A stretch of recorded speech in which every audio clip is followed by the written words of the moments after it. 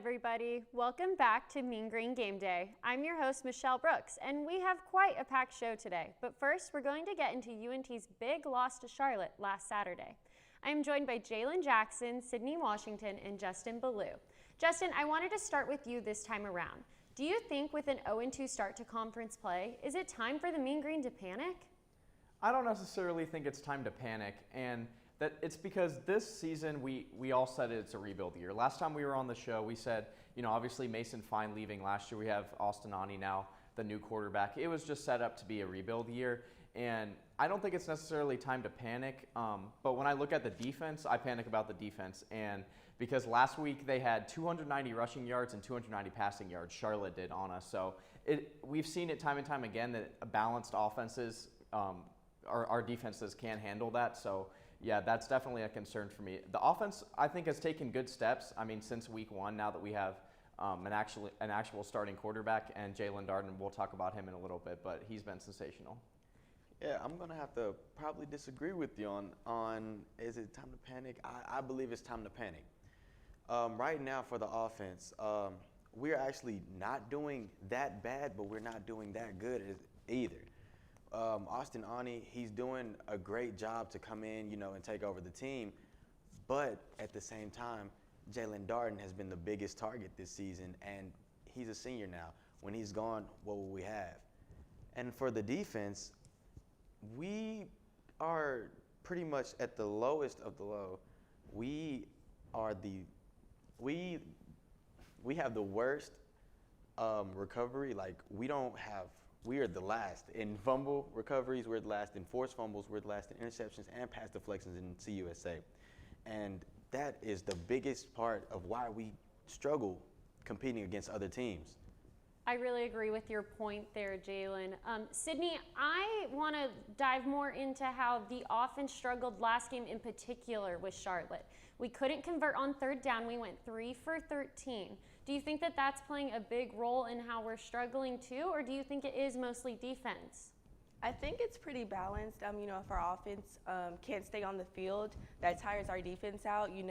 If you just look at the stats, we are terrible on defense. We're ranked 75th out of 76 teams in total defense. We're allowing almost 580 yards a game. We're one of 3 teams allowing over 500 yards a game on defense. So they really have to step it up. They're without KD Davis now, so we're going to have to figure out where we can get that spark from on defense. I totally agree. We definitely need a spark on defense, but can we talk about a big spark on offense that we have had? I know that our offense production in terms of the whole team haven't been great, but Jalen Darden, can we talk about how well he has played this season? It's crazy. Justin, what do you think? So first of all, he leads the nation in receptions, receiving yards, and receiving touchdowns. Receiving touchdowns, that is. So really impressive company from him to be up there #1 in the nation so far. And honestly, I go to a lot of the games, and when I watch him play, he seems to be open on like 75% of his plays. So the coaching staff knows what they need to do to get him open. It's just a matter of taking time with Ani to really develop that chemistry. But I mean, yeah, he's off to a fantastic start. Last week, 13 catches, 244 yards, and 3 TDs. So insane week from him. Yeah, no, I totally agree. Can we talk about how that is his 4th game to have 3 touchdowns? Mm-hmm. It's his 2nd this season. Jalen, what do you think about how Darden's been playing? Do you think that if he steps up in a leadership role more so, he could help us win some games? I believe if he does step up in the leadership role, I believe at the moment he is the key component to this team. Right now he has 9 touchdowns on the season, and that's pretty close to the record for UNT receiving touchdowns in a season, which is 13.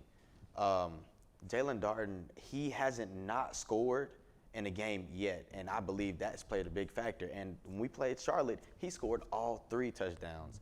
That's pretty major, if you ask me. I agree. Sydney, do you have anything to add about how Darden's been playing this season? Well, apart from his stats, which are obviously amazing, he is really the heart and soul of that offense. He keeps his teammates pumped up. Every single down, he's always ready to go, always hyping himself up, always there for his teammates. So if they can really, hone in on some of that positivity and some of that passion that he brings to the field, I think, the offense can surely be turned around. Okay, so we all think that there's time for us to be turned around, but Do you think that this will affect the rest of our conference play, Justin? I don't necessarily think so. We do play some tough teams down the stretch. We have UAB coming up in a couple weeks, and also La Tech down the stretch. But real quick on Darden, I think he might become the first Mean Green player to get drafted to the NFL since 2004, Cody Spencer. So it's been a while, but if he keeps performing like this, he's definitely going to get drafted. I was feeling the same way, actually. Last season, we thought maybe we would get someone picked up in the NFL, but Darden is definitely giving some Mean Green fans some hope. For sure. Let's head over to Zach Fox in a minute for an update, but I wanted to ask you guys one question. Earlier this week in Seth Luttrell's game day presser after the game, he talked about how we need some leadership on offense. And that had me surprised because Darden is playing really well, but is he not leading the offense enough? Or do you guys just think Ani really needs to step up this game? Jalen. I believe Ani needs to step up because, coming into the season, he wasn't originally the, number one quarterback. We were trying to figure out who was going to be the quarterback. I believe Austin Ani, he's not a bad quarterback. He has work to do, but as of right now, him and Jalen Darden are becoming a force to be reckoned. So, yes, I believe, we have Austin Ani, and he's a great leader, but he does need to step up just a bit so we can win games and produce more. Sydney, can you elaborate on that? Do you have an idea about what Ani should do to move his team ahead this season? I think about what I was saying about Jalen Darden, I think Ani needs that fire. And he, quarterbacks are really the center of the team, and he really needs to take over and be that leader for this Mean Green offense. Jalen Darden and Deontay Simpson, they've been amazing throughout the games that we played so far, but we really need better quarterback play and better leadership from Ani. I agree. Well, this week, Zach Fox was able to catch up with our coach, Seth Luttrell. Let's head to him over for a coach's update. Zach? Thanks, Michelle. So after speaking to head coach Seth Luttrell Tuesday, he had a lot. This is actually the first time that he's actually been pretty blunt with how he feels about his squad. After on the offensive side of things, head coach stated, offensive were below average in my opinion. I didn't like much of it. I thought we executed some good things. I thought Jalen Darden had a really good game. And I thought Austin Ani found himself when he was in one-on-one situations. Now, UNT at home, of course, they've only played at home this season. They've had a real disadvantage at home. So in the change of scenery, heading to Middle Tennessee for the first time, head coach stated, obviously we love to play at home. Anytime we have the opportunity to play in front of our fans, we cherish that. You only get so many opportunities to play at home, but just having the opportunity to go out and compete, it seems like the exact same thing as before, but the Mean Green, a lot of the misconception is that the Mean Green, this is how the Mean Green are going to be this season. That's how they're going to be for the next few years. But remember, Mason Fine was where most of the offense through everything went through. And so when you have two different quarterbacks, Austin Ani and Jason Bean, you have a mobile quarterback and you have a very air raid of a quarterback. Head coach Seth Luttrell, he's having to experiment with some new things. You have a lot of new players who's trying to come out in different spots as well. So this is a brand new team. However, they have several moments where they're actually looking really good. Now remember, 1968, this guy, Mean Joe Green, even had a chance. And in 1968, 2-7-1 was the record. Then it was 3-7 before completely flipping the script to 8-2 and 7-3. So don't make this a misconception right now that this is how the team is going to play, because they have several great moments and definitely a lot of firepower, and they are one short fuse away from having a huge explosion in the right direction. Michelle? Thanks, Zach. I liked your point on how this is a young team. They have time to turn it around. Coach is having to experiment and build a new team around a different style of quarterback. He's not used to it. For us out here, though, I would say UNT has been a team that's disappointed. Justin, you definitely still see that hope, don't you, though? I do, and we have an outstanding recruiting class coming in after this season. They call them the Paramount 21, and we have a lot of 3-stars and stuff that are coming in that, yeah, we're going to be better in the future. Like I said, this is the rebuild year to kind of see what Ani's made of. He'll probably be the starter next year too, but yeah, I'd agree with what head coach Seth Luttrell said. Well, it's no doubt that I'm feeling disappointed, but I do agree that this season could be a good time to rebuild. When we come back, we're going to discuss surprises and other disappointments throughout college football. Stick around.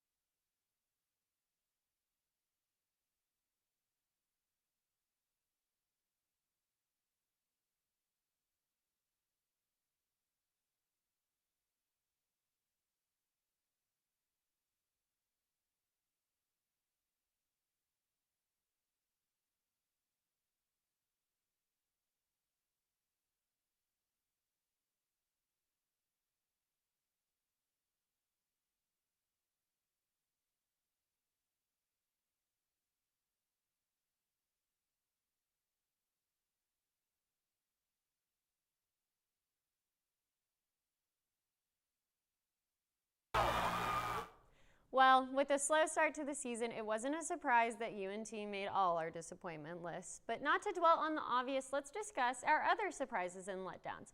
For me, a major letdown, and I think we can all agree with, is Oklahoma. They lost to K-State and Iowa State this season so far. They were ranked at number 3 and dropped to number 18. And then when they lost that game to Iowa State, well, they're not ranked at all. It's pretty sad. I know that someone who can agree with this disappointment is Sydney. Sydney? Yes. I'm very disappointed in the Oklahoma Sooners. You know, Spencer Rattler was really high on my Heisman watch list. He turned, things around last week against Texas, but those games against Kansas State and Iowa State just were not good. And, for a team that has a tackling drill named after them, they have to get better on defense. Both of their 2 losses against Kansas State and Iowa State, the other teams, they were able to come from behind. So they can hold on to a lead, but, last week I think there is light at the end of the tunnel for the Oklahoma Sooners, but they do have competition in the Big 12 now. So we'll see how they do for the rest of the season. Yeah, I personally don't see them making the playoffs after losing 2 big games like this in the same season. Now, they've lost to Iowa State and they've lost to Kansas State before, but never in the same season. They've been able to lose an early game like that and come back, but never twice. So I don't know. We'll see about OU. Jalen, I wanted to see who your disappointment this week was. My disappointment is LSU. I'm actually a big LSU fan, and for them to start off like this, I'm actually pretty disappointed. And I take back what I ranked them the first time. I actually ranked them over Florida. And I actually take that back. They're going 1-2, I believe. And they got beat by Mizzou and also Mississippi State, and those were 2 teams that I believe they should have beat. Joe Burrow, they're actually struggling with the loss of Joe Burrow and the players that have opted out this season. So mine is going to be LSU for sure. Yeah, I agree. I feel like a lot of people right now, the obvious disappointments are OU and LSU. Justin, who's your disappointment team? Yeah, I'm going to agree with Jalen on LSU. It's just a program that has had so much turnover from that sensational season that they had last year. And I think Miles Brennan has been pretty good. I think people have, not appreciated what he's done so far, but that offense has had no running game and no defense whatsoever, especially in that Mizzou game and that Mississippi State game. So, but I mean, it's a program with a lot of turnover. It's going to take time for them to get back to that caliber, just like with UNT. No, I agree. From going with such a sensational quarterback last year to almost starting over, I would say it's hard. But I think that there's chance for this season for them to maybe get better, improve. They will. It's LSU. Yeah. But moving into our surprises this season, I wanted to get into how we're feeling about certain teams that maybe we weren't expecting. Sydney, let's start with you this time. So my pick is actually from the Big 12. The team that beat Oklahoma, Iowa State, their running back, Breece Hall, is playing out of his mind. He is number 2 in the nation for rushing yards with almost 531 yards, and which is more than Chuba Hubbard, and they play next week. So it's going to be interesting to see if they can keep up their good season, but I'm really high on Iowa State right now. They're looking really great. Yeah, no, I agree. With that win against OU, isn't it surprised? Jalen? I'm going to have to agree with Sydney. Iowa State has been actually on fire this year. They've beaten teams that people did not think they were going to beat at all, like OU, TCU, and also Texas Tech. They may just be targeting teams in the South, but they're actually doing very great right now. And I think they'll make it. This will probably be one of their best years that they've had in a long time. They're in line to go to the Big 12 championship. Iowa State is right now, yeah. And Oklahoma State too. So we're going to see that. That's like a preview of the Big 12 championship, probably. Yeah, I agree. But Justin, I wanted to ask you what your surprise team was. Well, the team I've been most impressed with so far is North Carolina. Sam Howell is literally playing himself into the Heisman conversation and will probably be a first-round draft pick. They've got 2 great running backs, Michael Carter and Javonte Williams, that can put up 100 rushing yard games with ease. It's their best ranking since 1997. They're ranked at number 5. I'm just really impressed with the job that Mac Brown has done in a pretty short period of time there. So, yeah, North Carolina for sure. Okay, well then I wanted to say my surprise team. I agree with North Carolina. They have surprised some people, and it'll be interesting to see how the game turns out today.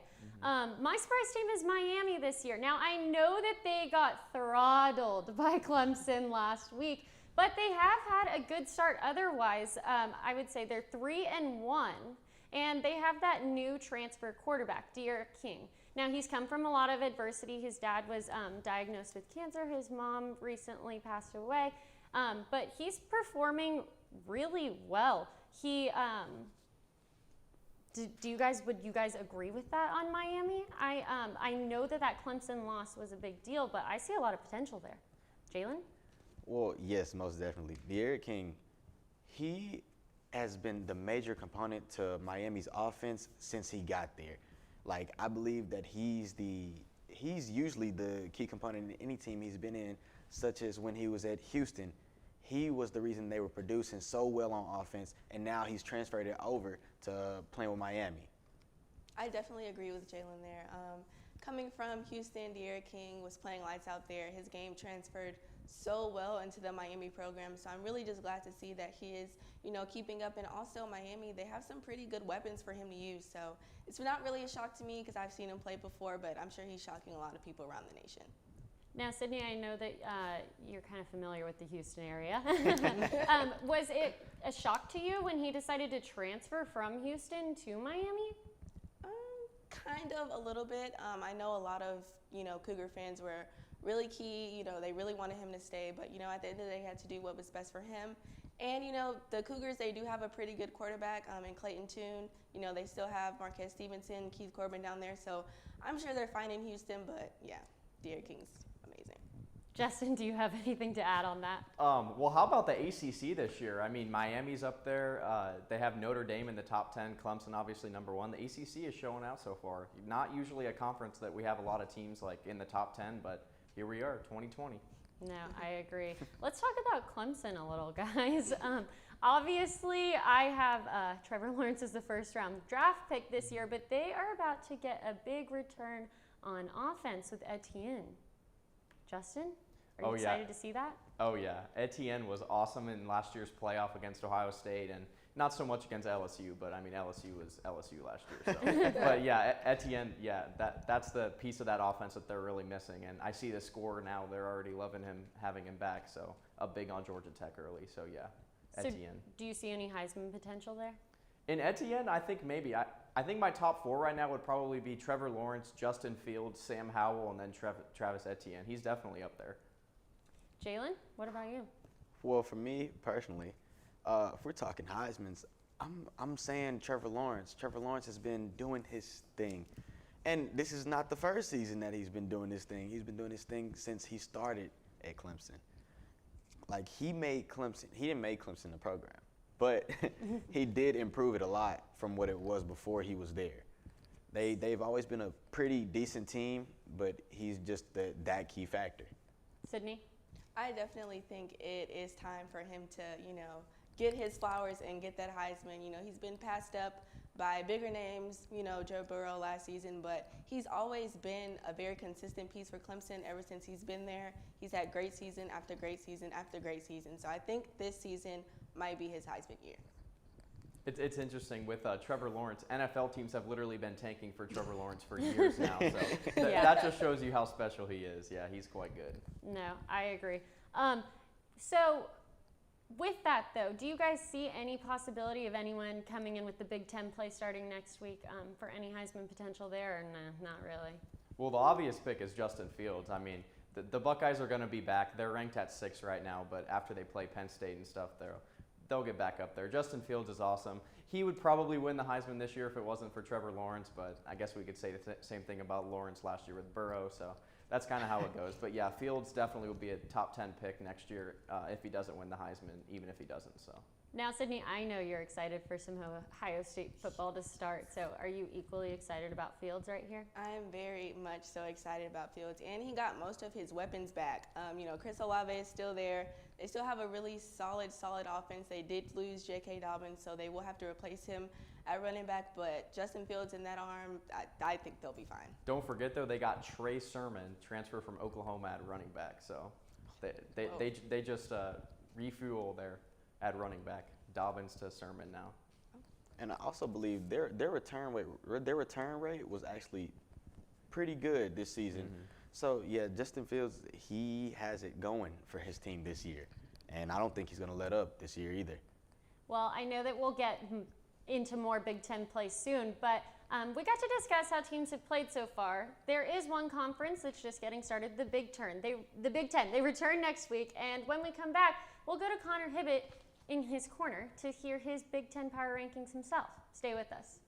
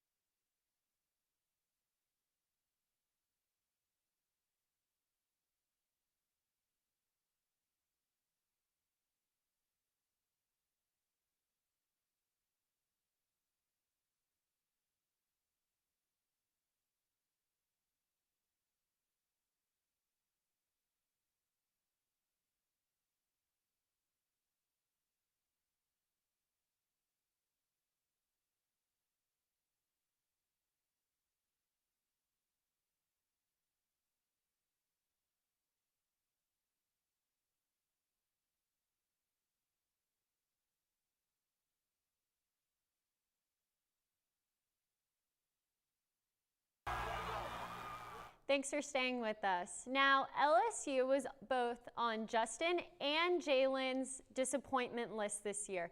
But I know one person who hasn't given up on the Tigers just yet. Let's head over to Connor Hibbett for Connor's Corner. Connor? Thanks, Michelle. I want to talk about LSU. Now you're coming off of B Block and y'all talked about disappointing teams. So I'll talk about LSU because they have definitely been a disappointing team this season. But there's a few things to keep in mind with the Bayou Bengals this year. Keep in mind LSU was dead last in returning production. They play in the toughest division and the toughest conference in college football. So when you have to replace the quantity that LSU did, again, they were dead last in returning production. There's 130 teams in college football. LSU was 130th in returning production. And when you have to replace that amount of quantity and serious quality within that quantity, players like Joe Burrow, Patrick Queen, Clyde Edwards-Helaire, I can go on in this list, not to mention their top 3 pass catchers, and not to mention most of their defense, outside of Patrick Queen, their whole entire linebacking core, most of their secondary, most of their defensive line. You can't expect, even if they are the defending national champions and likely just had the best team in college football history, at least one of the best teams of all time for a single season, you can't expect LSU to do that again or even come close because they play in the toughest division in college football and the toughest conference in college football. I don't care how good you were in this season before. It's about this season. And so you have to take into account this is practically a brand new team in Baton Rouge this year. Again, I don't care what happened last year. That's terrific. But what do they look like this year? They had to replace a Heisman at quarterback. They had to replace their top running back. And by the way, Clyde Edwards-Helaire wasn't just your average first or second round running back. This guy is a special talent. And he's going to be, in my opinion, a future NFL Hall of Famer, no matter who he's playing for. And of course, with the Chiefs, he's likely to have a little bit more success with their caliber of offense.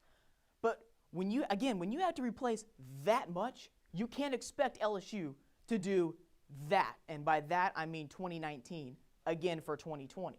Now, here's something to watch for LSU this year. You might remember I had them ranked 5th in my power rankings, or 4th in my SEC power rankings a month ago, behind Alabama, Georgia, and Florida.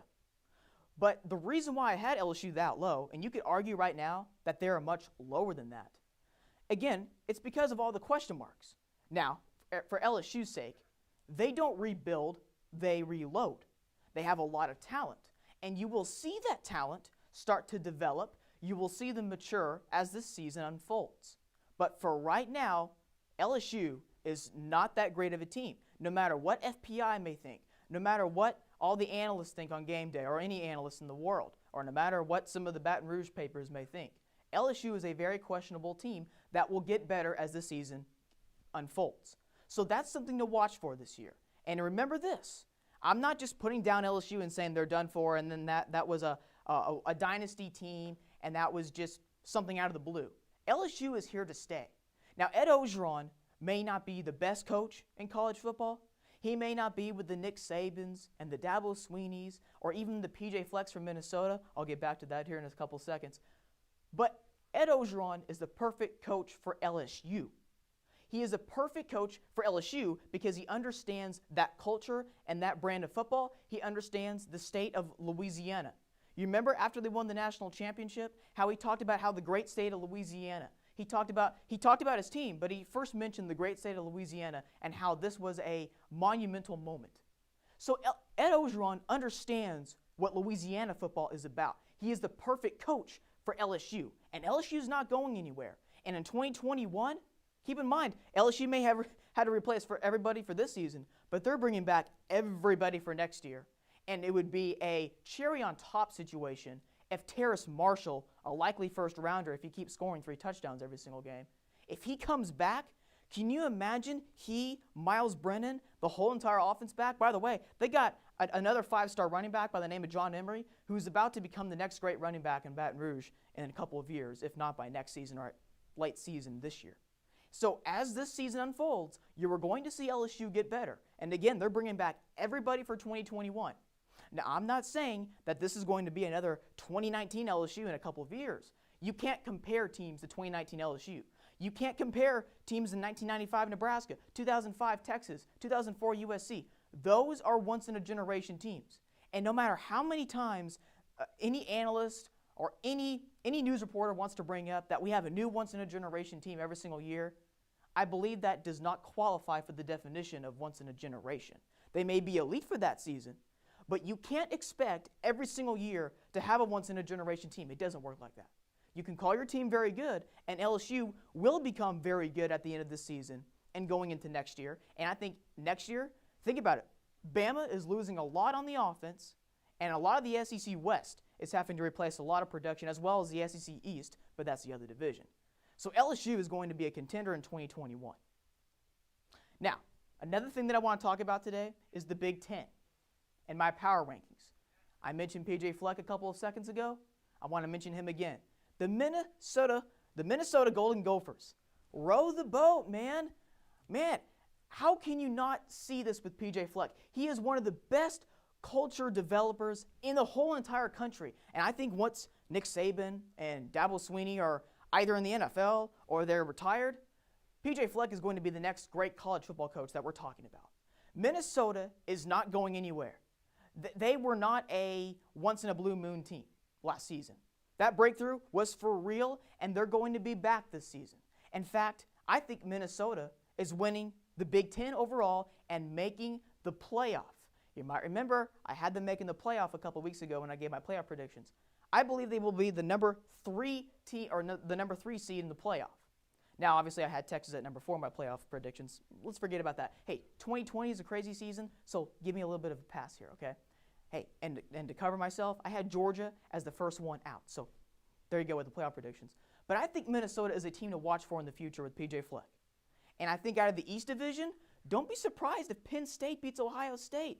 Penn State does get Ohio State at home. And although it may not be the same environment in Happy Valley this season, I think the Penn State Nittany Lion fan base are still going to be very happy. Back to you, Michelle.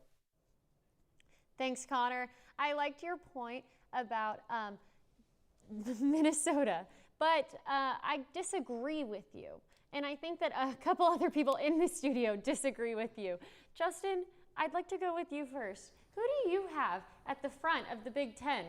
Oh, I mean, obviously I have Ohio State. By the way, Connor, Ohio State actually has a better record in Penn State whiteout games than Penn State does. So I don't think Ohio State's losing that game. And, you know, Jalen mentioned earlier that the Buckeyes had a lot of players coming back. They have Shaun Wade, the cornerback that's expected to be a first-round pick, probably one of the better corners in the draft. And then the guard Wyatt Davis also returning. Ohio State is just not going to lose the Big Ten this year, and definitely not the division. I think I agree with him on Minnesota winning the division, though, over Wisconsin for sure. Sydney, I know that you disagree with that statement a little bit over Wisconsin losing to Minnesota. Can you elaborate on that one for me? Well, you know, Wisconsin, they just have, you know, he wants to talk about the culture at Minnesota. They have a winning culture at Wisconsin as well. You know, they're returning a lot of good guys. They've always been good. They've always been one of the top teams in the Big Ten. So I think that they will, you know, end up meeting Ohio State in that Big Ten championship game. But obviously, Ohio State's going to come out on top. You know, back to that culture point, Ryan Day has built a winning culture at Ohio State. They're not rebuilding. They just reloaded. They're getting a lot, you know, they're getting some good pieces back on offense and defense. You know, I really just don't see them dropping a game in the Big Ten. They're that good. I like your point. They're not rebuilding. They're just reloading. Jalen, do you agree? Is Ohio State just reloading? I do agree Ohio State is just reloading. But I also believe that this is kind of like a pretty difficult situation to be in with being in the Big Ten, considering they haven't played any games. So I don't think I'll be actually to make. I have my picks of like Ohio. I believe Ohio State is going to take Big Ten. I believe Wisconsin is going to take their side of the Big Ten. But I won't be able to make an accurate prediction until probably after week 2, because after week 2 we'll know who exactly wants it, who exactly is going to go get what they need, go get what they want, and score touchdowns and make sure touchdowns don't get scored. I agree. I think you make a great point. The Big Ten hasn't played any games yet. They won't play until next week. And with the coronavirus, well, everything changes. Everything's different. When we come back, we're going to preview the game ESPN dubbed as the Pillow Fight of the Week. The Mean Green will take on Middle Tennessee today at 4. Stay with us.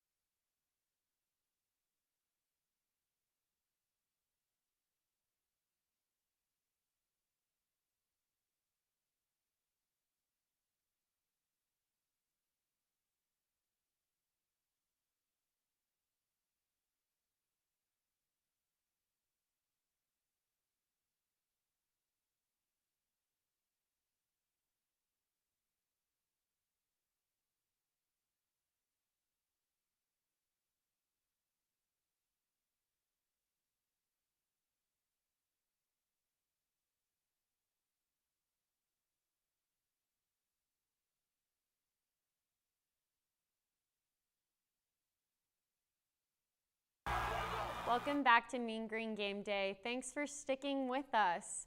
Now, UNT lost a tough one against Charlotte last week. In fact, the Mean Green haven't won a game since week 1. We slaughtered Houston Baptist then, but can we expect a win against Middle Tennessee today? I wanted to go to you, Justin. What do you think? So I'm expecting a big game from Austin Ani this week. You know, last week he had almost 400 yards passing, but he didn't exactly play well, I'd say. But this week I want to see him against not the best secondary in the world, kind of light them up.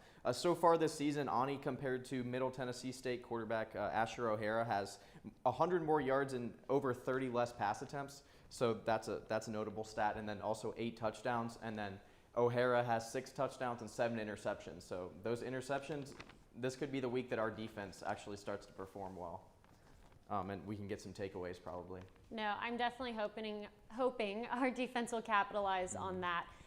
Jalen, I know that you had some points about that quarterback matchup. What do you think? Well, me personally, in the quarterback matchup, we have Asher O'Hara and we have Austin Ani.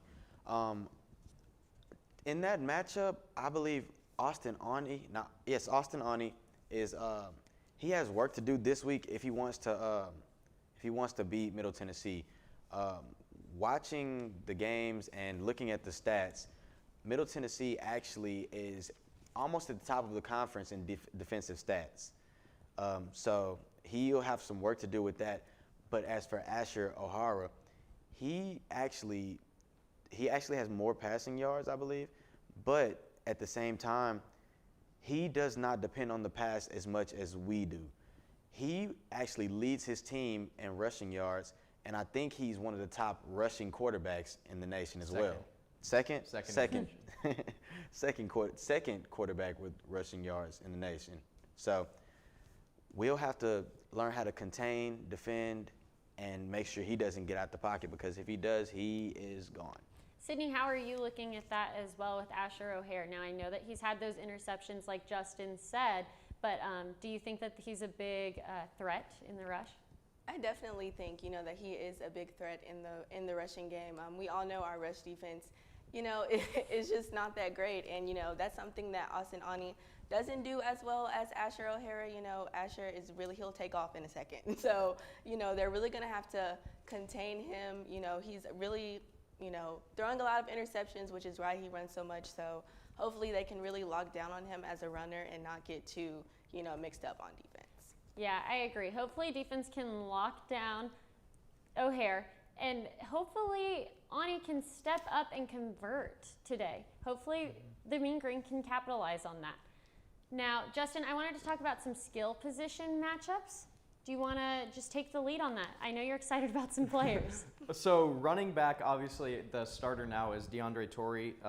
54 carries, 301 yards, 2 TDs on the season. So pretty good production out of him. Attaway is questionable for this game. And I thought about this earlier. Where has Trey Siggers been?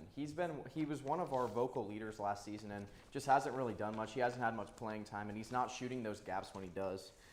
As far as Middle Tennessee State's running game, it's mostly O'Hara, as they already pointed out, second nationally among QBs in rushing. So they run an run-pass option style offense, so it's mainly bootlegs and stuff to get him out of the pocket and get him running around and trying to find those receivers.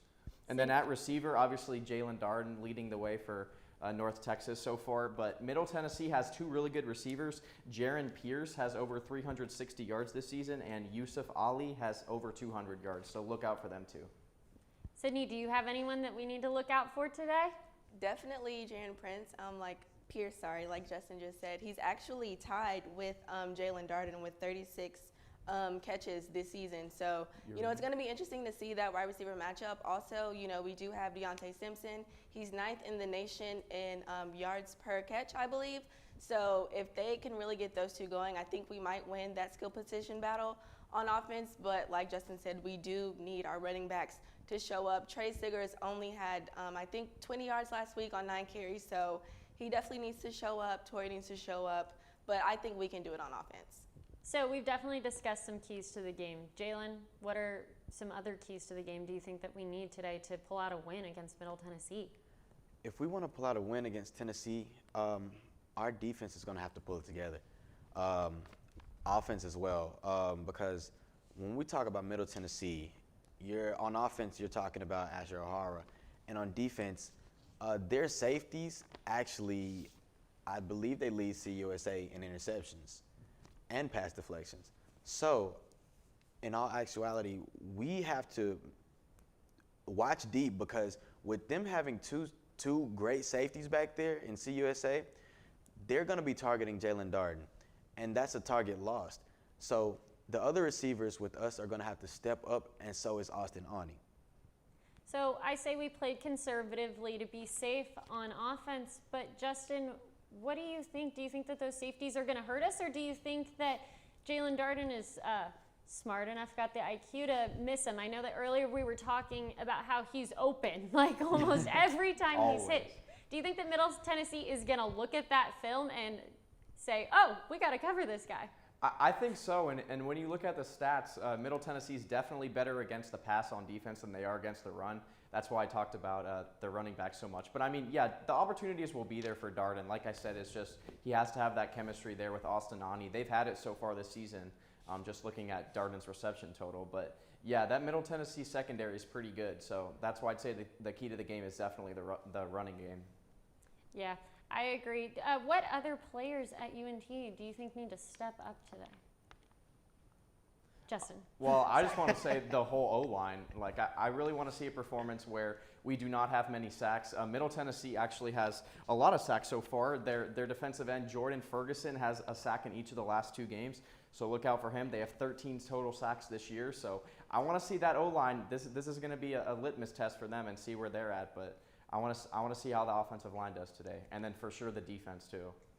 So what I'm interested to see today, guys, is Middle Tennessee is coming off their first win last week. And then they also just recently lost to UTSA. Now, UTSA has been playing pretty well in CUSA this year. We already know that. But the final score was 35-37. Do you guys think that because of this close game, this could mean bad news for UNT? If they can keep up with UTSA, where UNT is sitting down here at the very bottom of the conference, Do you think we even have a chance, Jalen? I believe that as of right now, yes, with that being a very close game, that is something to worry about. It actually reminds me of Ole Miss. Ole Miss actually lost to good teams, but they did not lose bad. They barely lost. So that's what that reminds me of. And knowing that, that means they can actually compete with the best. So to compete with the best, you got to be the best. So would you say that maybe the start to Middle Tennessee season has been a fluke? And now that we've saw how they've competed with UTSA, are they going to come back out and win some games now from here? I believe so, and especially in the conference. They may have a few good battles, but I believe that they won't be ending with the losing record. Sydney? Yeah, this is definitely, something to worry about, them being able to keep up with UTSA. Both of our last two losses have come to 0-win teams, and they were just able to keep up with one of the better teams in the conference. So that definitely screams trouble for the Mean Green, for the defense, for the offense, the whole team. They really need to get it together this week against Middle Tennessee. Justin, do you have anything to add on that? Yeah, well, I think when you look at like the course of a season, there's usually a couple games that maybe you lose. Like for example, since Middle Tennessee State lost to UTSA, but they played well, that's something that can really get your program going in the right direction and fire up your team. And sometimes in a season, there's games where you lose but you play well, and then that can happen. So I am worried about that today for UNT for sure. So flat out, who is the better team today, Justin? I would probably say UNT just because of how explosive our offense is. I'm just hoping to see our defense get it together at some point, and this could be the week. Their offense isn't that great, so I mean this could be the week. I think UNT, when you look at both teams combined, I think UNT is the better team for sure. Real quick, who's a better team, Sydney? Who's a better team, Jalen? I'm going to go with UNT just based off of quarterback play. Good point. I'm going to have to apologize, but I'm going to say Middle Tennessee is the better team. They don't have Jalen Darden, but they are still a threat just as much as anything, and their defense is probably 10 times better than ours at the moment. So that'll be a major factor to see what the offense can do with the defense that's actually pretty good. Right. Well, it'll be interesting to see if UNT can come back from 3 straight losses for sure. After the break, we're going to give out our game predictions for 5 big games today. Stay with us.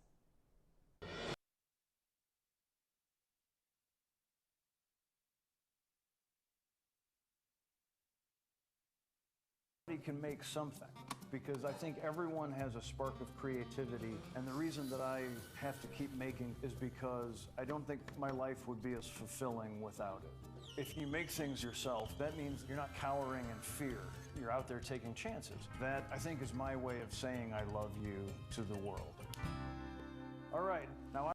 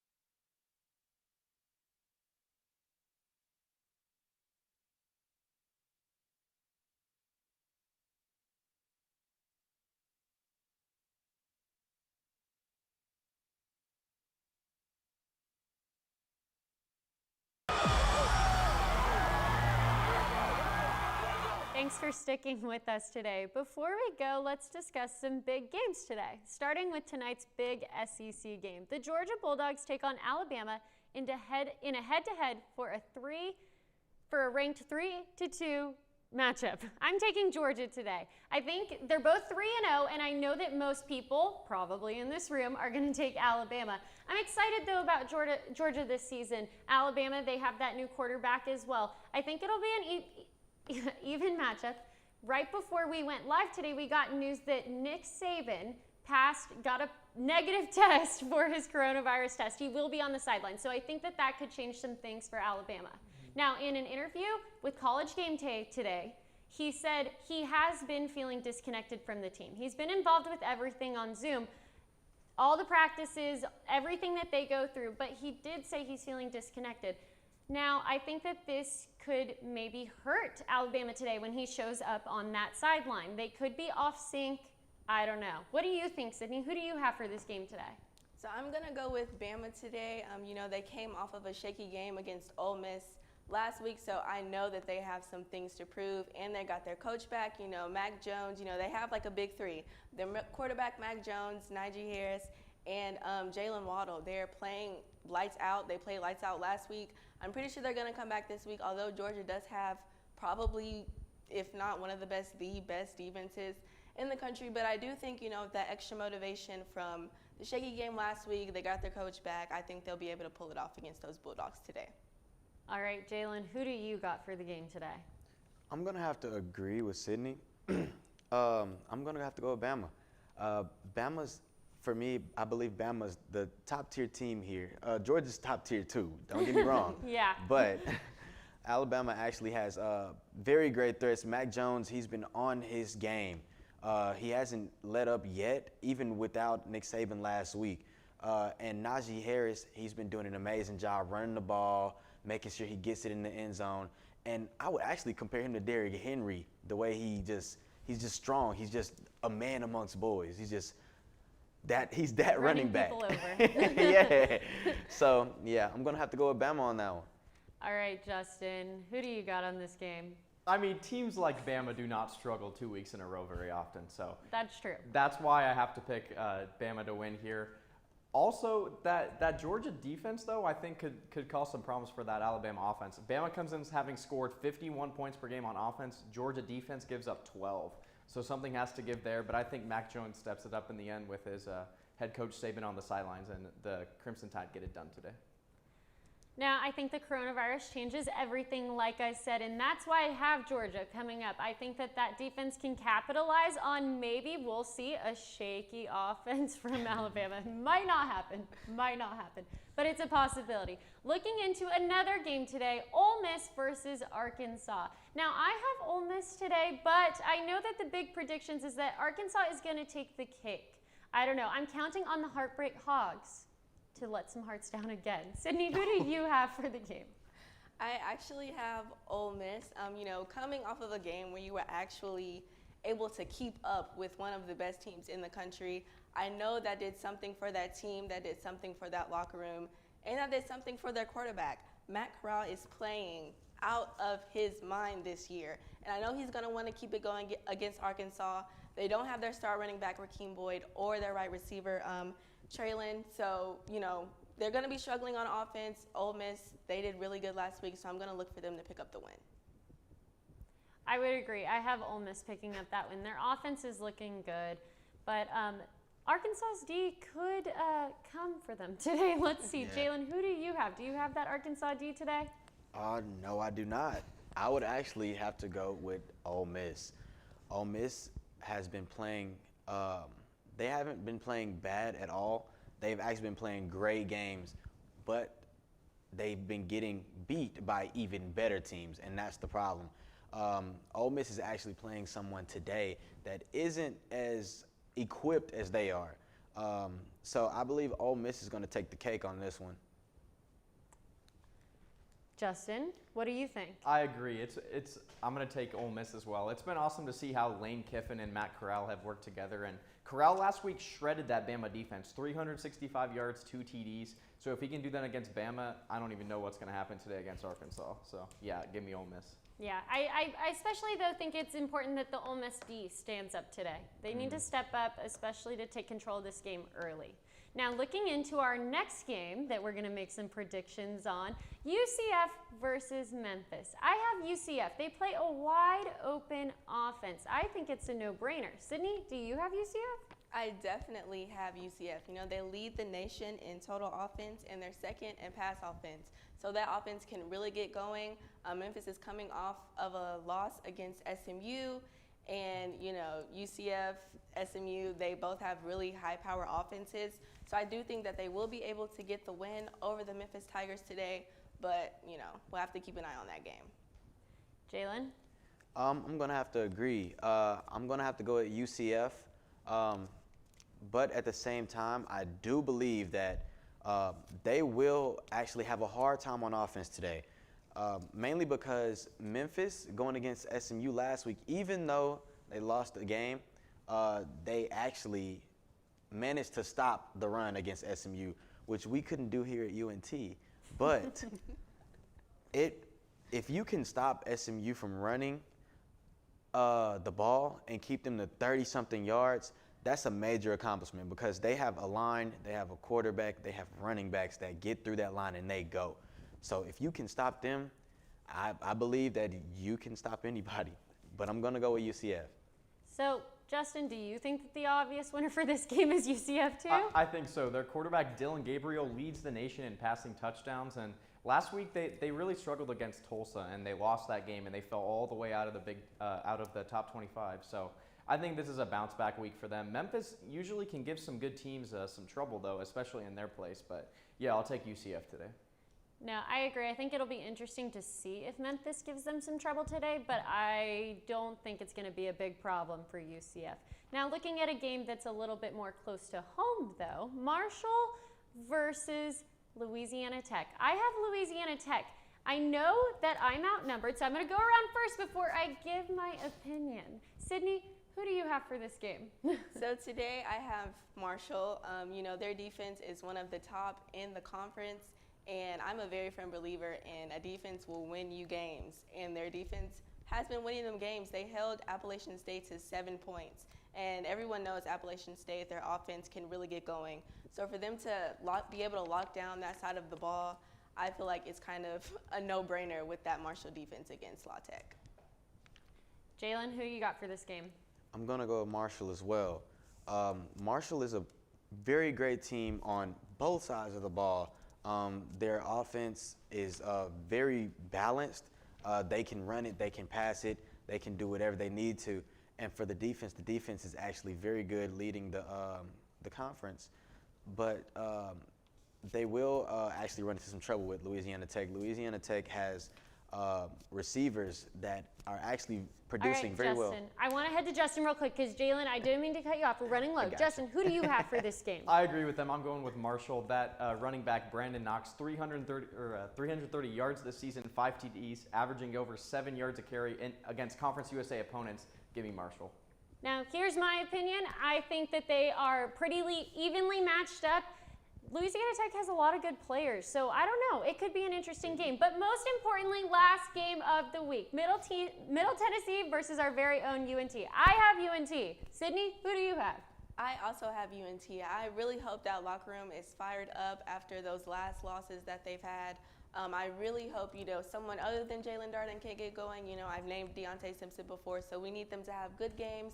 We also need our running backs to show up in our defense. Sorry, Sydney. I want to head to Jalen real quick because we are low on time. Who you got for this game? I'm going to have to go with Middle Tennessee. As sorry as I am to say it, I just hope they can pull it together, and they're just going to have to worry about the quarterback and defense.